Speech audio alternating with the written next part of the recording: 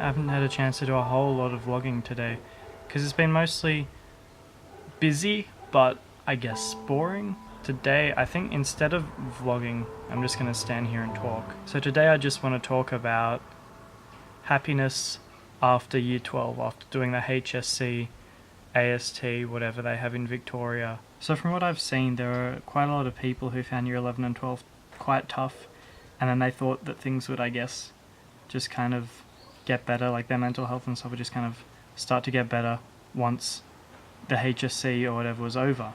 But then, you know, they found it doesn't work like that, because that's not how life works. Circumstances are actually only a very small part of your happiness. Like, even they did this scientifically. I think your circumstances in life make up about 10% of your happiness. And there are a lot of people who are really stressed out because they don't know what they're going to do with life as well.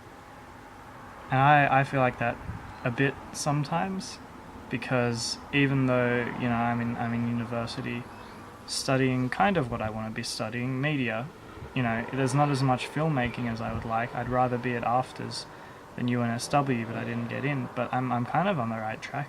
At the same time, it's like, am I going about doing this the right way? Probably not.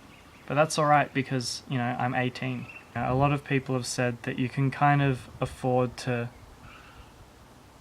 just go and mess things up or try whatever you want until you're 21, and then that's kind of because you have a safety net up until that point. I kind of agree with that, but I don't think you should really act as if you have a safety net. I mean, definitely take more risks than you would otherwise.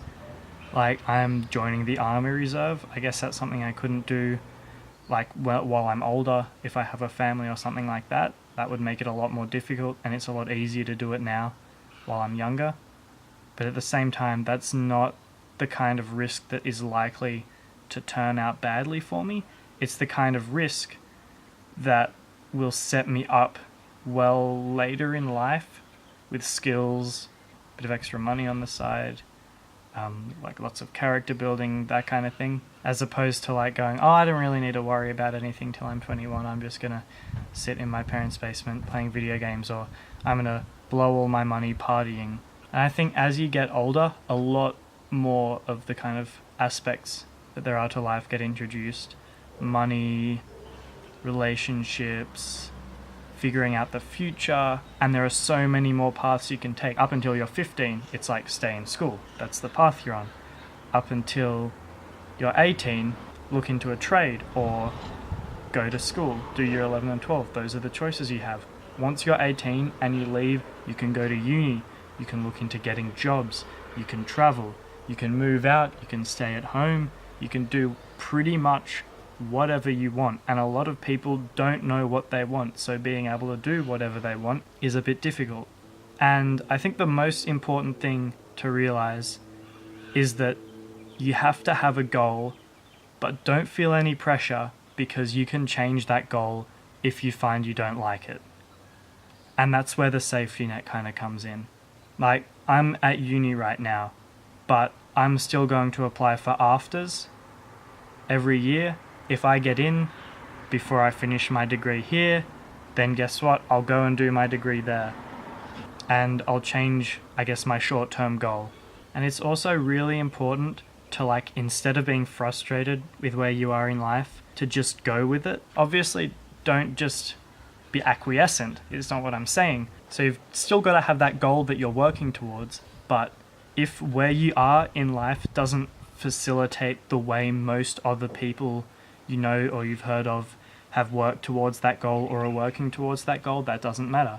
No matter what you want to do, there are going to be a million ways to do it, so just do it the way that you can and the way that is available to you.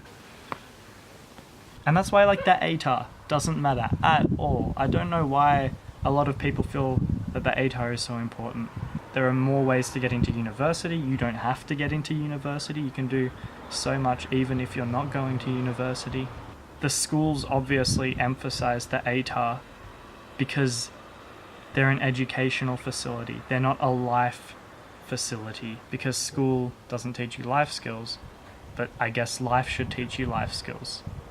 But the point is, the ATAR is not a representation of how good you are at life, it's how good you are at school, or how well you did in those particular 2 years at school. Like, I got a good ATAR, above 90, but that didn't really help me at all. It didn't really matter. I mean, I guess the study ethic I learned to get that ATAR is handy, but if I'm honest, I pretty much lost that over the 4 months between the end of school and uni when I just binge watched Community and looked at memes. And I think it's important to have a long-term goal as well as little short-term goals that are going to contribute to that long-term goal. And like I said before, a lot of people feel like, man, I'm going to have to come up with this career goal and that's what I'm going to have to do for the rest of my life. But this isn't the B movie. You can change what you want to do. Just have something to work towards for now. Because if you don't work towards things, how are you going to know whether or not you even like it? How are you going to know whether or not you're going to be any good at it? If you're not constantly working towards something, how are you going to get better at things? How are you going to learn new skills? How are you going to find new passions? All that kind of thing. And then if you don't have a goal, you have nothing to make progress for. And if you don't make progress, obviously you're going to feel depressed and empty and stagnant. And that's not the fault of the HSC for breaking your spirit or whatever. That's just because you never have had to provide yourself with your own goals before. And like, the short-term goals can just be something really simple, not even that related to your long-term goal. Like, one of my short-term goals is to be able to pay my own rent and buy my own groceries. And that's not particularly related to my long-term goal of being able to make a living off being a filmmaker. But it's really important to, I guess, one of my values, which is independence. And knowing what you value and sticking true to that is another thing I think that is quite important to happiness out in the adult world, where you're making your own decisions. So like, move out of home, get a job, get 2 jobs, get 3 jobs, go to uni, drop out of uni, go to TAFE, join the army, enter a triathlon. I don't know, make daily vlogs. Just do something and let it take up your life as much, if not more, than school did. And make it something you actually enjoy and something you actually really value.